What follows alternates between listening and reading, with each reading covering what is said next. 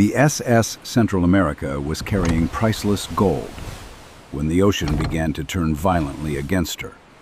In September 1857, a proud American steamship left Panama, sailing toward New York with hidden treasure.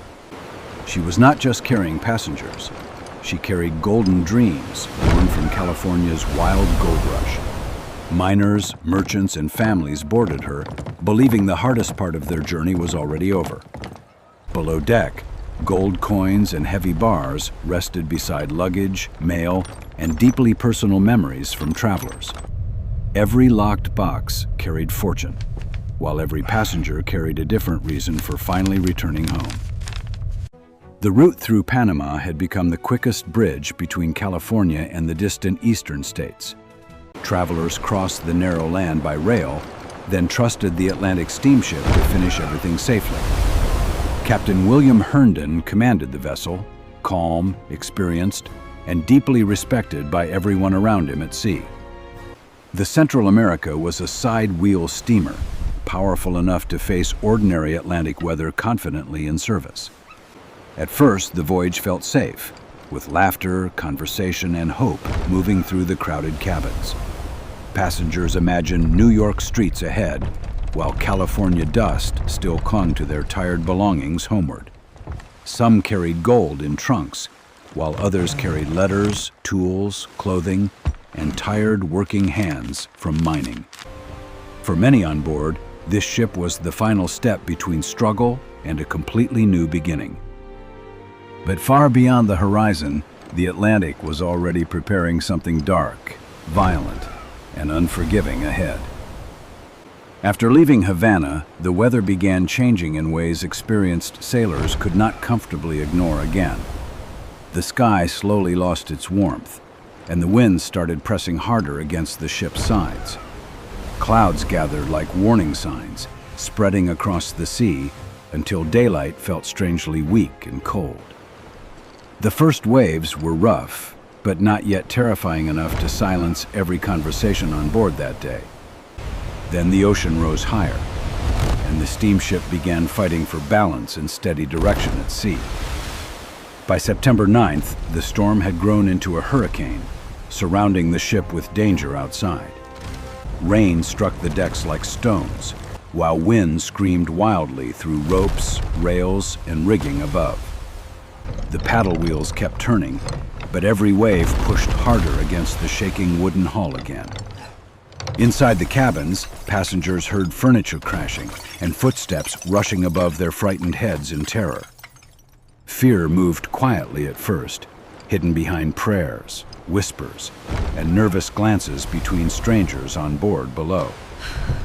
Captain Herndon tried to keep the bow facing the storm's most dangerous power directly with courage. His crew worked through darkness, salt spray, and exhaustion, refusing to let panic take control aboard. But the hurricane kept growing, and the ship began taking water faster than anyone expected on board. Leaks opened where the machinery met the hull, sending seawater into places it should never reach. The engine room became a battlefield, with men struggling desperately to protect the fires below alive. Without dry boilers, the steam pressure weakened, and the great ship began losing strength at sea. The pumps needed steam to work, but the rising water was slowly killing that power inside. When the pumps weakened, every bucket, hand, and heartbeat became part of the struggle that night. Passengers formed desperate lines, passing water through darkness while the ship groaned around them below deck. Women, men, and crew worked together because survival now depended on every remaining second aboard there. The gold below deck no longer mattered as the ocean climbed higher inside the ship now. Fortunes lay silent in the hold, while human voices cried desperately for help above them helplessly. The storm had turned a treasure voyage into a floating nightmare without mercy or escape, forever. By the next day, Central America was drifting helplessly through violent seas and darkness at sea. Her sails were torn, her engines weakened, and passengers understood the danger clearly now aboard her. A distress signal was raised. hoping some distant ship would see their final warning through darkness. But the hurricane swallowed the signal, hiding their suffering behind rain, spray, and darkness from sight. Hope returned briefly when rescue vessels appeared through the storm like ghosts from nowhere that morning. Lifeboats were lowered into deadly waves, carrying women and children away from the ship to safety. Each boat pulled away with screams, prayers, and faces watching from the sinking deck behind them. Many husbands and fathers stayed behind, knowing there might not be another chance to escape alive. Captain Herndon remained aboard, choosing duty while the ocean closed around his command until death came. As evening approached, the wounded steamship settled lower, dragged down by water and fate below forever. The SS Central America finally slipped beneath the Atlantic, taking hundreds into darkness with her below. Behind her, the hurricane left silence, floating wreckage, and a nation waiting for answers behind it. News of the disaster spread quickly, reaching ports, families, banks, and newspapers across a shocked America. At first, people feared for the passengers, then realized the gold had vanished too. The ship had carried treasure meant to strengthen banks already standing on weak ground. When that gold disappeared, fear moved through financial markets like another storm on land. The ocean disaster became more than tragedy. It became part of an economic panic.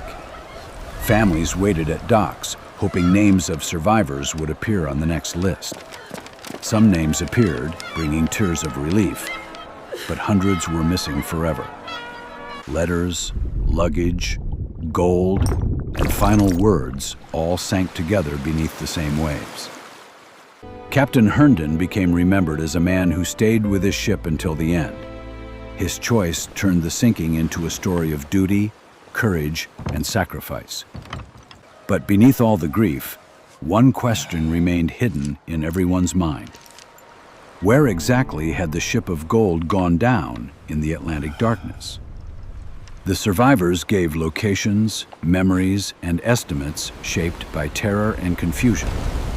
Storm winds had pushed the ship far from where many believed she belonged. Charts offered clues, but the sea kept the final answer locked away. Years passed, and the wreck slowly disappeared from headlines into rumor and legend. Treasure hunters dreamed of finding her, but dreams were useless without exact proof. Some searched records in libraries, following faded ink across forgotten maritime reports. Others studied currents, storm tracks, survivor stories, and every possible final position. The problem was brutal. The Atlantic was enormous, deep, and almost featureless below. Searching for one wreck there was like searching darkness for a single coin. Every failed search made the treasure seem farther away from human reach. Yet the story refused to die, because gold has a way of calling people back. More than a century later, new technology gave hunters a different kind of hope. Instead of guessing blindly, explorers could calculate, scan, and search deeper than before. Old survivor accounts were compared with weather records, ship speed, and drift patterns across the Atlantic.